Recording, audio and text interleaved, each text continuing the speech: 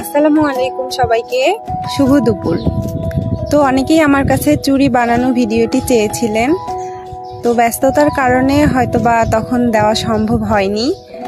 আজকে ফ্রি ছিলাম তাই ভিডিওটি বানালাম। কেমন হয়েছে অবশ্যই সবাই আমাকে জানাবেন।